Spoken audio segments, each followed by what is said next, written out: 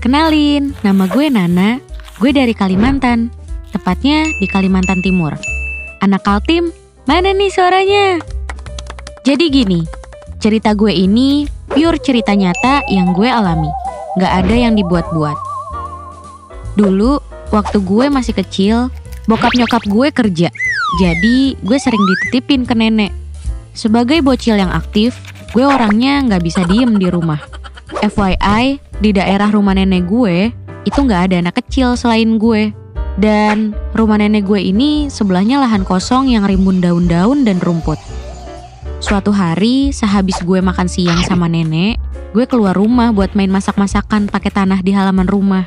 Tiba-tiba ada yang manggil dari lahan kosong di sebelah rumah nenek. Nana, Nana, sini main bareng aku. Suara anak kecil gitu. Terus gue celingukan dong nyari asal suara itu. Gak lama suara itu muncul lagi.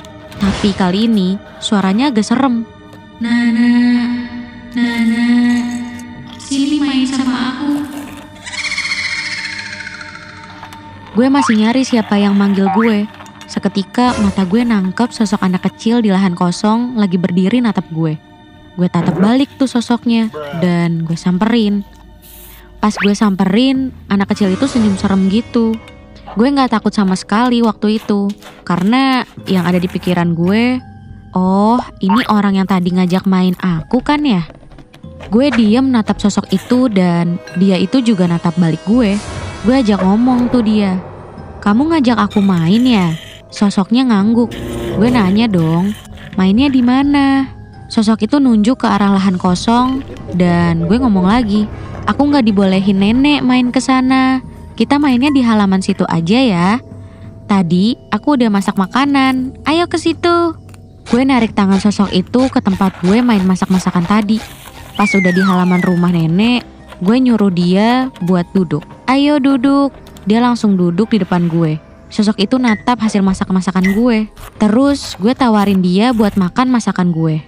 Kamu mau makan ini? Dia ngangguk dong. Terus langsung dia ambil masakan bohongan yang tadi dari tanah. Anehnya, tuh masakan mainan malah dia makan beneran. Gue tanya ke dia, enak nggak? Terus dia ngangguk. Goblok banget. Gue nanyain enak apa enggak padahal tuh masakan bohongan. Gue yang waktu itu penasaran, coba nanya dia. Nama kamu siapa? Kita belum kenalan tadi. Dia jawab dengan suara lirih banget. Fania. Halo Fania, nama aku Nana. Dari sekarang kita adalah teman. Ucap gue kesenengan dapet teman baru. Ya emang sebelumnya gue tuh gak punya temen di deket rumah nenek. Jadi pas ketemu Fania, gue jadi seneng banget dapet teman main. Fania senyum pas gue ngomong kita itu temen. Kita main-main tuh di halaman. Dari kejauhan, nenek ngawasin gue yang lagi main sendirian di halaman. Nenek keanehan sama gue yang ngomong sendirian sambil ketawa-ketawa. Seakan-akan ada yang nemenin gue main. Nenek manggil gue. Ade main sama siapa? Asik banget kayaknya. Tanya nenek gue. Gue langsung jawab, main sama Fania nek. Hehehe. Nenek gue agak kaget pas gue sebut nama Fania. Nenek langsung nyuruh gue masuk ke dalam rumah. Dek, udah yuk masuk, sebentar lagi mama datang jemput adek. Nenek gue bohong.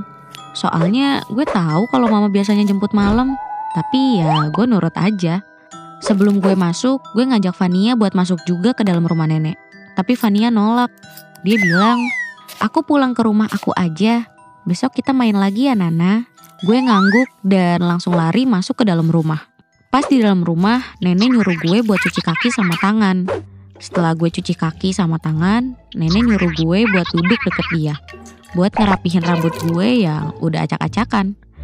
Sambil ngerapiin rambut, nenek ngomong ke gue, Ade ketemu Fania di mana? Gue langsung jawab, di sebelah nek. Tadi Fania lagi berdiri natap Nana. Jadi Nana ajakin main masak-masakan. Terus Fanianya makan masakan Nana nek. Kata Fania, masakan Nana enak banget. Gue ceritain ke nenek dengan excited. Respon nenek gue ketawa-tawa aja pas gue ceritain itu. Pas gue ngeliat ke arah nenek, di belakang nenek ternyata ada Mbak Kunti yang lagi ngeliatin gue. Tapi ya namanya masih bocil polos, gak tahu apa-apa, sontak gue langsung ngomong aja. Nenek, ada tante cantik di belakang nenek. Nenek gue langsung nengok ke belakang dan gak ada siapa-siapa. Nenek nyentil pelan kepala gue. Jangan nakut-nakutin nenek. Ih, anak nakal. Gue ngelak dong. Tadi beneran ada tante cantik nenek. Ih. Seketika wajah nenek gue berubah drastis. Yang awalnya senyum lebar jadi wajah khawatir. Gue yang ngeliat ekspresi nenek yang berubah langsung nanyain nenek kenapa. Nenek gue senyum. Nenek gak apa-apa dek. Gue ngangguk aja. Abis itu gue ke kamar buat ngambil TV kecil yang biasanya buat nonton kaset. Pas gue lagi ngambil TV kecil di kamar, ada yang manggil gue dari pojokan. Adek. Gue noleh dan yang gue lihat pas itu almarhum kakek gue. Gue langsung nyamperin dan meluk kakek gue. Kakek, adek kangen. Kakek kemana aja? Ucap gue sambil meluk kakek. Kakek gue jawab, kakek abis pergi jauh dek. Gue lepas pelukan. Kakek gak pergi lagi kan? Tanya gue yang gak mau kakek pergi lagi. Ya gue emang gak dikasih tahu kalau kakek udah meninggal. Gue masih kecil dan gue gak paham apa arti meninggal. So, gue cuma dikasih tahu kalau kakek itu lagi pergi jauh. Kakek gue senyum tipis dan bilang ke gue, kakek harus pergi lagi. Kamu yang pinter ya, jangan nakal. Nurut apa kata nenek sama mama bapak ya. Gue cuma ngangguk aja dan gak lama kakek gue hilang. Gue kebingungan pada saat itu. Tapi kebingungan itu gue tepis dan gue lanjut ambil TV kecil dan langsung bawa ke ruang tengah. Di ruang tengah gue naruh TV-nya di atas meja. Gue milih-milihin kaset apa yang mau gue tonton hari ini. Lagi serius milih, tiba-tiba ada tangan yang nunjuk kaset Barbie. Gue ambil tuh kaset dan nengok ke asal tangan itu. Ternyata itu tangan Mbak Kunti yang tadi natap gue di belakang nenek. Gue senyum natap dia sambil bilang, tante mau nonton ini? Dia ngangguk dan gue langsung oke aja dan masang kaset itu ke TV kecil. Gue duduk di situ buat nungguin nyokap jemput. Gak lama nyokap datang sama bokap. Gue kegirangan sampai loncat-loncat. Mama, papa. Gue langsung lari loncat ke arah nyokap gue. Adek, jangan loncat. Akhirnya gue digendong mama masuk ke dalam rumah nenek. Nenek nyambut kedatangan nyokap sama bokap gue dan langsung nyuruh mereka buat makan. Pas di meja makan, gue ditaruh di kursi yang emang khusus buat gue. Di tengah pas lagi makan, nenek gue bilang ke ortu gue kalau kemungkinan mata batin gue tuh kebuka. Kedua ortu gue kaget. Nenek gue nyaranin buat tutup aja mata batin gue.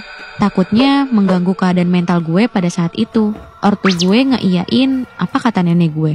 Besoknya, gue dibawa ke orang pintar buat nutup mata batin gue. Pas udah nyampe di rumah orang pintarnya, ortu gue langsung ngejelasin niat kedatangan kami ke orang pintar itu. Nah, orang pintar itu langsung paham pas orang pintar itu ngeliat ke arah gue. Orang pintar itu kaget, pake banget malah. Mukanya pucat seketika. Bokap gue nanya ke orang pintar itu, kenapa mbah? Orang pintar itu jawab, saya gak berani. Anak ini dijaga sama nyai sesepuh keluarga kalian. Dan bukan cuma nyai saja yang menjaga dia, tapi ada juga sosok anak kecil dan Kunti yang menjaganya.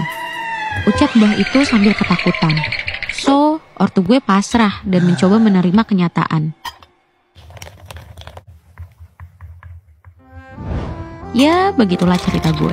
Sampai sekarang mata batin gue tetap aktif. Dan Vania sama Mbak Kunti juga masih sama gue. Mereka sering banget temenin gue main. Tapi kalau nyai, gue belum pernah lihat sih. Mungkin belum waktunya gue melihat dia. Suatu saat mungkin.